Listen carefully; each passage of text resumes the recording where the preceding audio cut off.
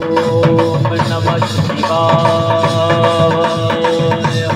ओम नमः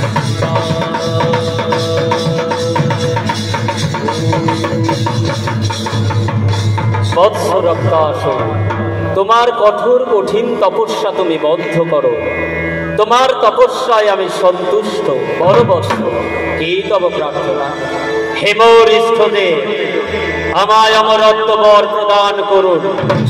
অসম্ভব, অমরত্ব বিনা কি চাও বৎস? রাজ্য, রাজত্ব, রাজ সিংহাসন চাইলে এই পৃথিবীর অর্ধেক তোমায় দিতে পারি। তবে আমায় এই বর প্রদান করুন প্রভু। আমার এই দেহের এক বিন্দু লহু যেন বিফলে না যায়। আমি চির সুন্দর যৌবনের অধিকারী হতে পারি। বার্ধক্য আমায় গ্রাস করতে না পারে। তথাস্তু, তোমার মনোবাঞ্ছা পূর্ণ হোক।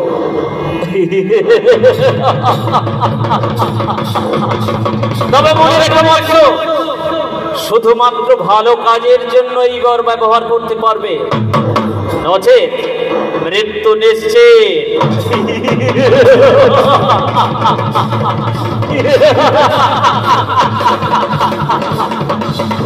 বার্ধক্য যখন আমাকে গ্রাস করতে পারবে না, আমার শরীরের এক বিন্দু রক্ত ভূমিতে পতিত হলে নবরূপে আমি সৃষ্টি হব। তাই আজ থেকে আমি রক্তবীর।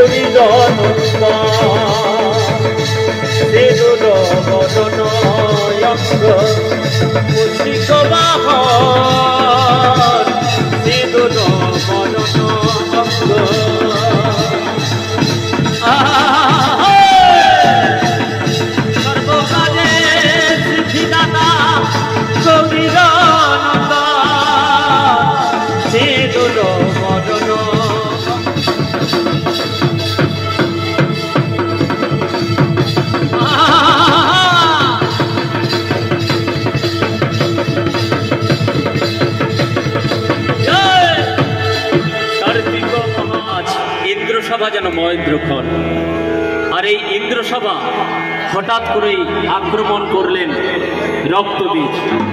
রক্তবীজ তার সৈন্য সামন্ত নিয়ে আক্রমণ করলেন স্বর্গলোক, কারণ তিনি অজেয় এবং অমর হতে চেয়েছিলেন।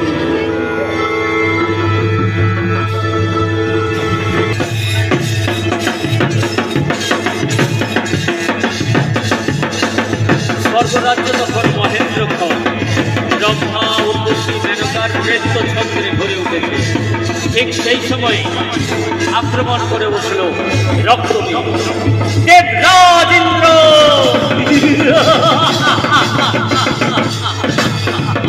এসো যুদ্ধ করো, যুদ্ধ।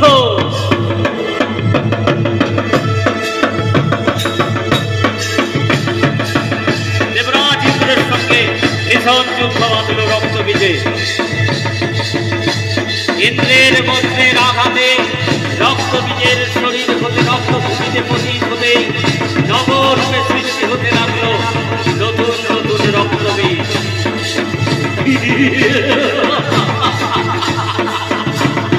যুদ্ধ করো দেবরাজ ইন্দ্র, এসো তোমার যুদ্ধের স্বাদ মিটিয়ে দিই। প্রতিটি লোক দখল করে স্বর্গের সিংহাসনে অধিষ্ঠিত হব। আমি আমি আমি এই রক্তবীর।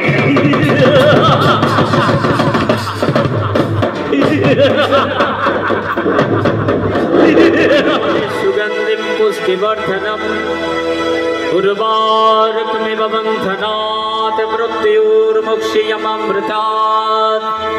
ओम तत्पुरुषाय विद्महे महादेवाय धीमहि तन्नो रुद्र रुचोदयात्। ओम शंभवे नमः। ओम नमः शिवाय। ओम नमः शिवाय।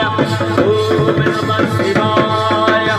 ओम नमः शिवाय। हे भगवान शिव, তুমি শান্ত, তুমি সৃষ্টি স্থিতি নয়। এই তিন কারণের কারণ আমরা তোমার কাছে নিজেদের নিবেদন করলাম। হে মহেশ্বর, তুমি এখন গতি, আমাদের প্রণাম গ্রহণ করুন, ধ্যান ভঙ্গ করুন। চক্ষু উন্মেলিত করে দেখুন স্বর্গ মর্তলোকে কি ভয়ঙ্কর অবস্থা। স্বর্গের ইন্দ্রলোক হতে ইন্দ্র সহ সকল দেবগণকে পরাজিত করে ইন্দ্রলোকের সিংহাসন দখল করেছে রক্তবীজ। মর্তের সকল প্রাণী কুলের উপর করেছে অত্যাচার। এখন কিভাবে আমরা নিস্তার পাব? তার ত্রিনেত্র উন্মোচিত হলো, ক্রোধে রক্ত জমার মতো হয়ে উঠল নেত্রখানি। ক্রোধ সম্বরণ করতে না পেরে তিনি শুরু করলেন তাণ্ডব নৃত্য।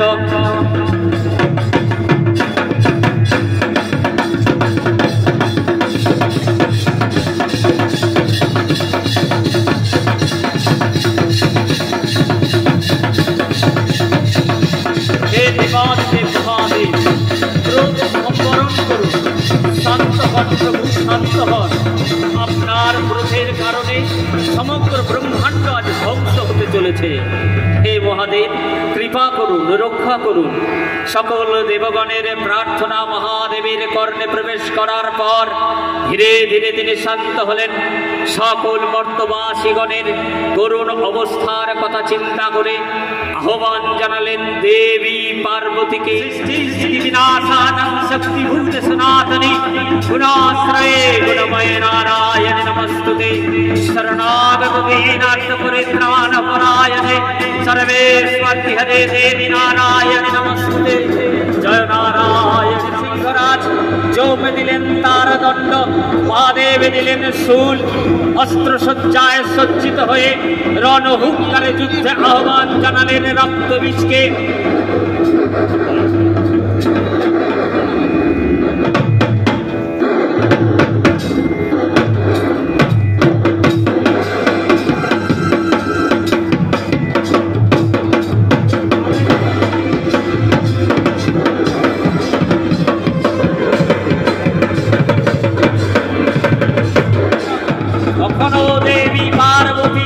কখনো দুর্গা, কখনো কালী, ষোড়শী তারিণী, উমাবতী, কখনো ভগবা ছিন্নমস্ত সন্তরি কান্তায়নে জগদ্ধাত্রী। নমো চণ্ডী, নমো চণ্ডী, নমো চণ্ডী। উঠিল বেজে রণধুন্দবে উঠিল বেজে। যুদ্ধে চলেছেন মহামায়া, যুদ্ধে চলেছেন মহামায়া। অপূর্ব সাজসে রণধুন্দবে উঠিল বেজে, রণধুন্দবে উঠিল বেজে। অট্টহাস্য মহাকাশে যেন ওঠে প্রলয়ের ধ্বনি। সিংহ বাহিনী মাঝে আসে দিতে রামায়ণ বাণী। মেঘমালা সময় অপরূপ রূপ, আজ যেন সে গরজে। রণধুন্দবে উঠিল বেজে, রণধুন্দবে উঠিল বেজে, রণধুন্দবে উঠিল বেজে, রণধুন্দবে উঠিল বেজে।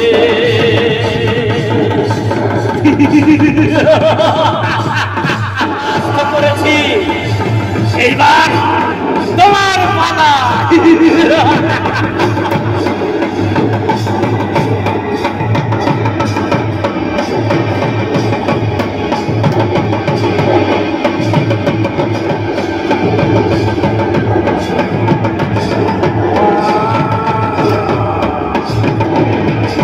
শুরু হলো দেবীর সাথে প্রবল যুদ্ধ। রক্ত নিজের শরীর থেকে রক্ত ভূমিতে পতিত হতে নবরূপে সৃষ্টি হতে লাগলো রক্তবীজ। দেবী রুদ্ধ হলেন।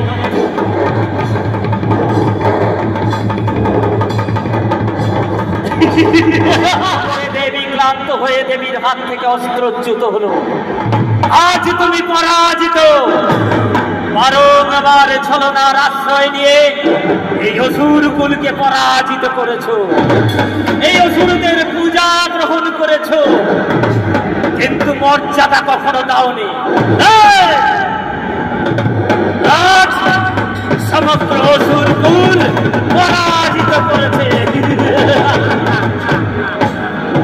আজ তুমি পরাজিত দেবী, পরাজিত। দেবাদিদেব মহাদেবের বলে বলিয়া নামে এইবার স্বর্গলোক আমার। আমি রক্তবীর, প্রতিটি লোক এবার আমি দখল করব।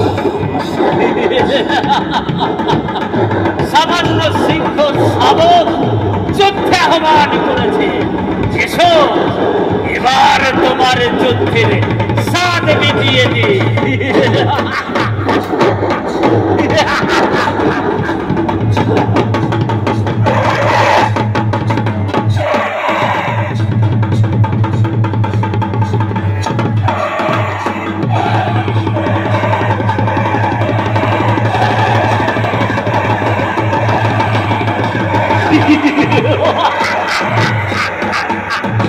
সামান্য সিংহ শাবক আমার সঙ্গে যুদ্ধ করবে।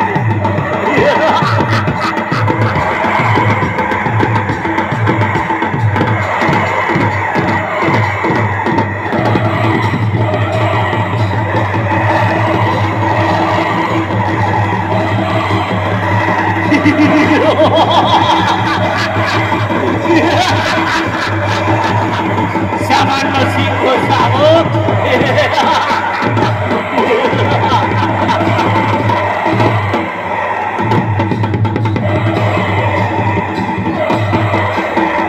এইবার এই স্বর্গলোকের প্রতিটি লোক দখল করে স্বর্গরাজ্যের সিংহাসনে অধিষ্ঠিত হব। আমি আমি রক্তবীর।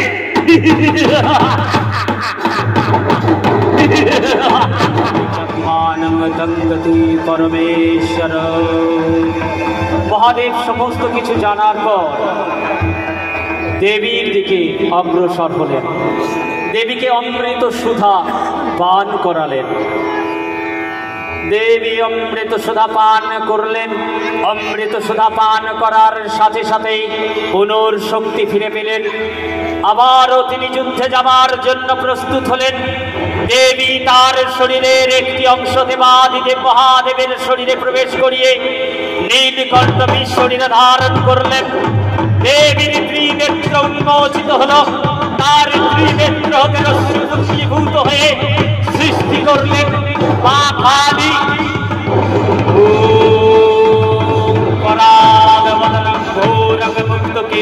চতুর্ভুজম কালিকাং দক্ষিণাং দিব্যং মুন্ডমালা বিভূষিতাম সত্যোচ্ছিন্ন ক্ষীরকর্ণ পাওয়ার্থ করম ভুজম অভয়ং বরদং চৈব দক্ষিণার্থ নৌপাল সৈন্যে ধাবিত হল।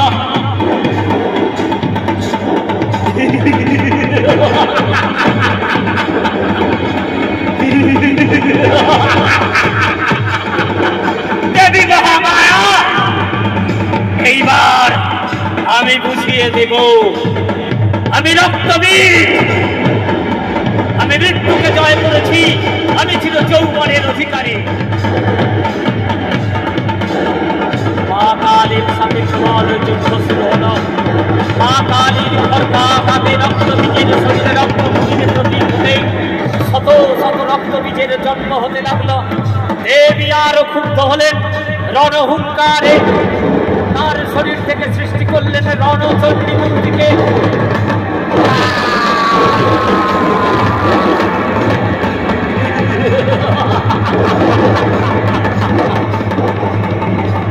আর এক মূর্তি হাজির হল দেবীর সাথে যুদ্ধ করার জন্য।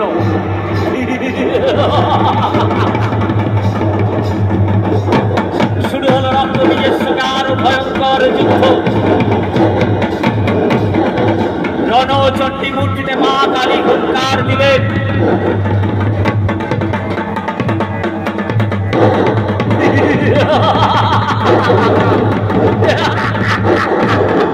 দেবী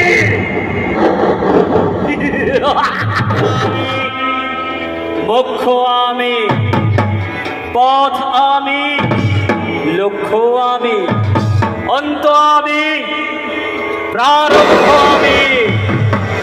তার মানে তুমি সে যে চন্ডমুণ্ডকে হত্যা করেছ।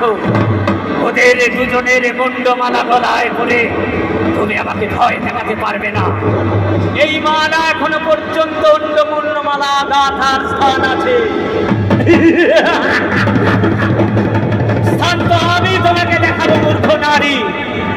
তোমাদের স্থান ওই রন্ধনশালা অথবা পুরুষের শয়ন কক্ষে।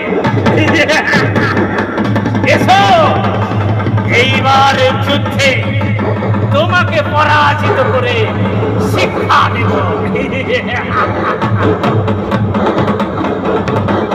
রক্তবীজ তার শরীর থেকে একে একে নবরূপে সৃষ্টি করতে লাগলেন রক্তবীজ। অন্যদিকে মা কালী রণচণ্ডী মূর্তি থেকে আরো এক ভয়ঙ্কর মূর্তি সৃষ্টি করলেন। শুরু হলো ভয়ঙ্কর যুদ্ধ।